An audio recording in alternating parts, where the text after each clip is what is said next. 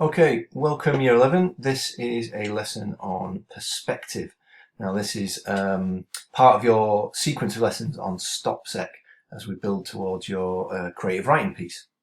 So today's lesson is going to be all about how perspective can be used effectively within your writing. So the first thing you're going to need, or the only thing you're going to need really, is the two slides that look like this. You've got one slide there. It's got a range of numbered tasks on it, and there's a second slide where the tasks continue. So when you see the number 1, number 2, number 3, obviously that connects to a particular task. So you can just type and edit that as we go along, and you could send a screenshot at the end as proof of your work to your teacher. Alternatively, you can just get a pen, write them down on paper as well. That's okay too. But you feel free to edit that as you go along. Okay.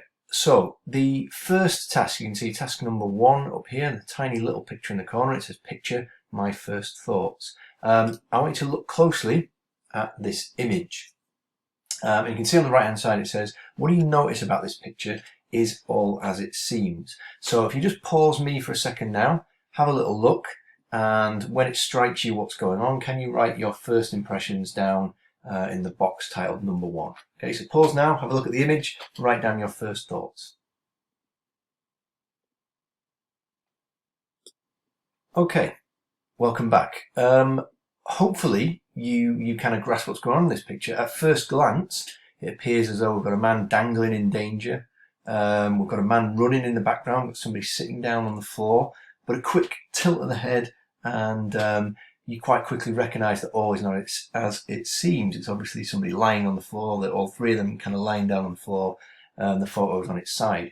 So the point here when we look at this is that looking at things from a different angle or choosing to write from a different perspective can actually make very different effects for our readers. Let's see how that works when we look at, for example, a music video. Now, if you watch this music video, and what you're going to do is you're going to pause it at 2 minutes and 45. So watch it right the way through to 2 minutes 45, press pause, and then I want you just to have a little think. Be honest with yourself, just pause it and think. What do you think is going to happen at the end? Try and make a prediction. Okay? Once you've made your prediction, unpause it, watch to the end, and just see if you were correct. Okay? Pause it now and watch. Okay, welcome back. It's clever, isn't it? What a great video. So we have this idea, I presume you kind of fell into the same trap as I did, where we're watching it and we're thinking, he's trying to get his wife back, he's a desperate man, you know, he's getting all the cliches of flowers and bottles of champagne, and it looks as though he's trying to get smart to impress her and finally win her back. You know, we see him grieving for the loss and everything else. And it's not until the end we realise that he's actually trying to win back his dog, right? So the way that's done, the twist that's put in there, is all done by what is left out. What the director chooses to show us, but what the director chooses not to show us. That helps shape our viewpoint. So, if we look at this blue box here, what that tells us then is that perspective can be about what we choose to show the reader.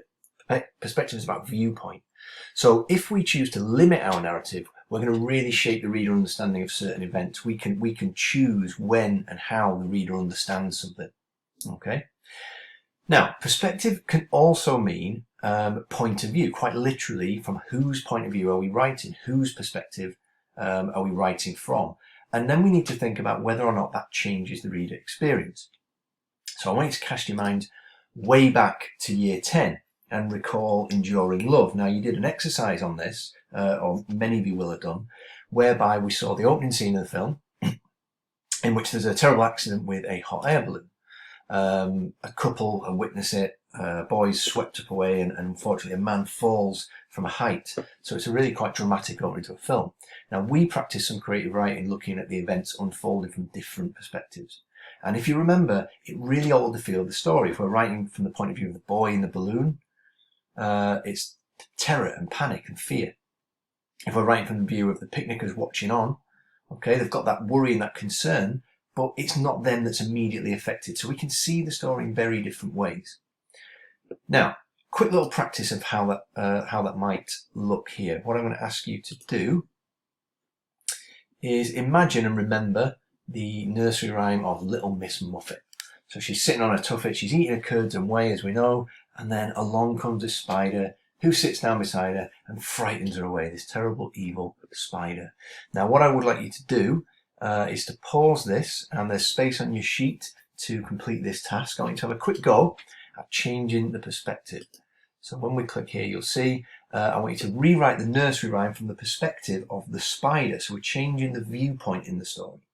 Okay, so in no more than 6 or 7 lines, just like the rhyme itself, I want you to try and write from the spider's perspective. So you could begin something like, little boy spider ambled along, enjoying the gentle breeze.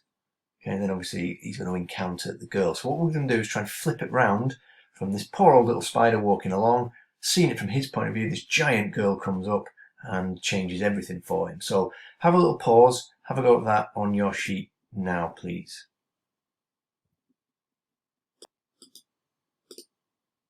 Okay, so hopefully you've got a good example there of shifting perspective and maybe giving us a different viewpoint in which we might sympathise with the spider as opposed to see it as this kind of evil villain. So that's how you can shift things about. Let's have a look at how this might work then in a bit more of a serious extract.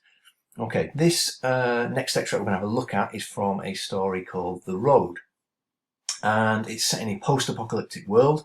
You can see the definition of post-apocalyptic down here in the pink. It's set after this major disaster in which society is completely broken down. And a man and his son are trying to make their way along an abandoned highway. The dad is preparing early in the morning while the child is asleep. He's getting ready to get sorted, and they're going to set back off on their journey. So what I would like you to do, first of all, is to read the extract. It's on the bigger sheet if you need it, but you can see it here in front of you. And your task 3 is to highlight and pick out words or phrases that help construct the atmosphere in this first part. I want you to think about what sort of mood is being created, first of all. So have a pause, have a read, highlight the words and phrases that seem to construct a certain atmosphere. Okay, welcome back. So as you're reading through that, you may notice how the writer's using setting.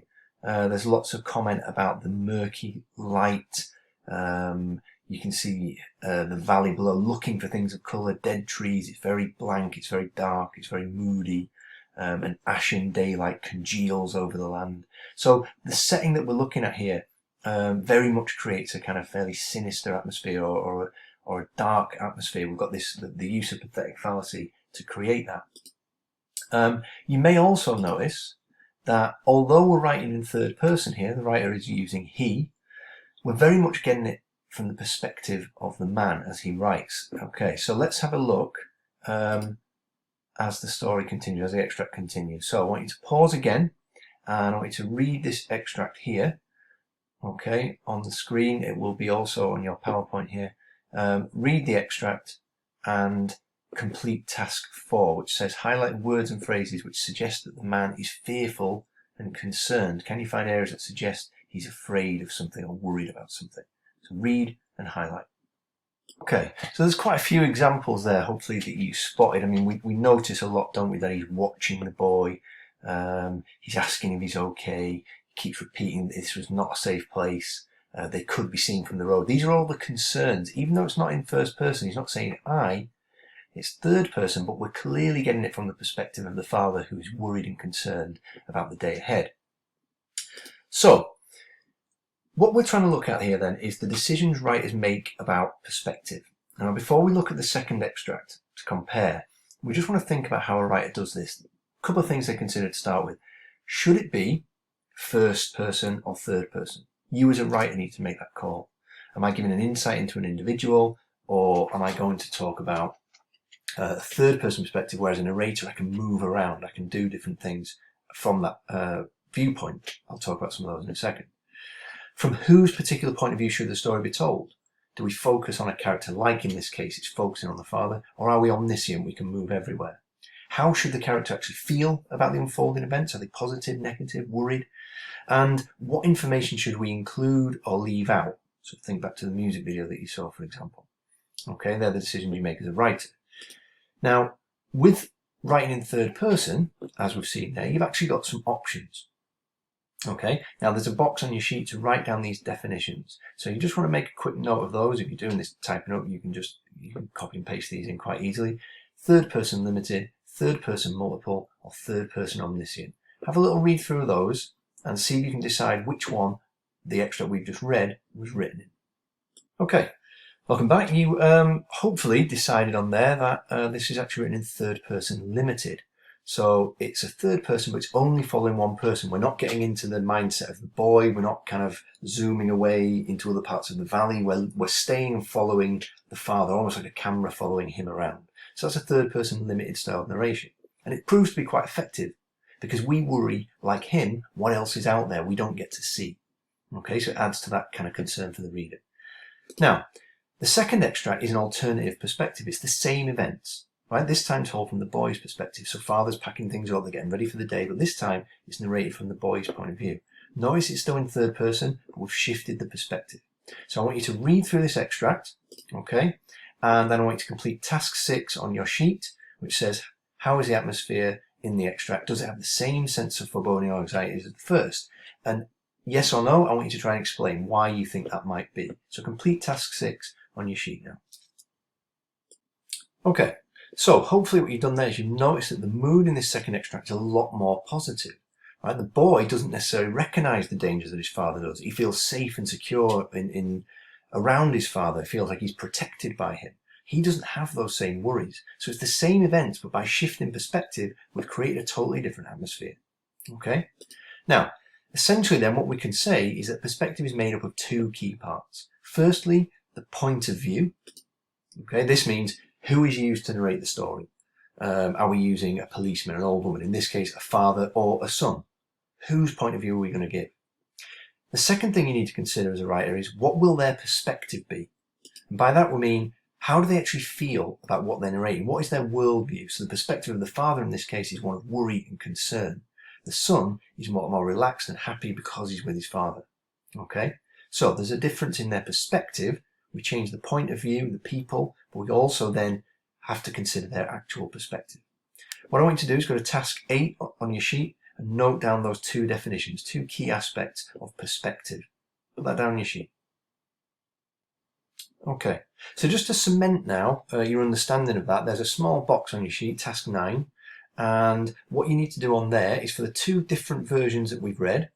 Okay, we read the first version, the extract about the father, the second one obviously about the boy. So you're asked in the box to write down who in each of those extracts is actually narrating. Who are we following? Whose perspective are we getting? Whose point of view are we getting? Sorry. And then on the second part, comment on their perspective. How do you think they feel about the situation? So note down the point of view and note down the perspective for each of the 2 extracts. Just pause and then come back when you're ready.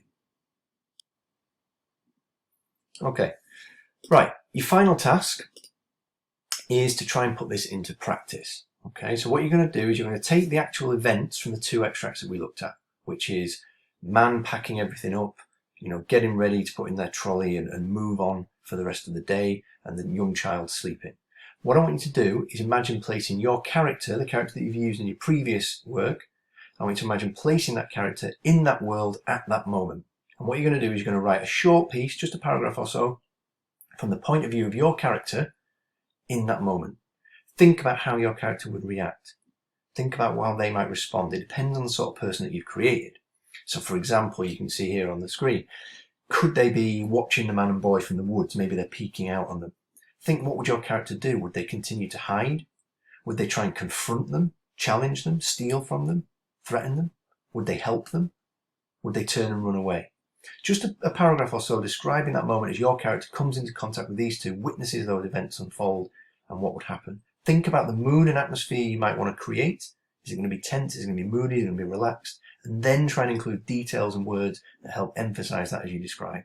So 1 to 2 paragraphs, putting your character in that world. Consider your perspective, consider your character's point of view. Okay?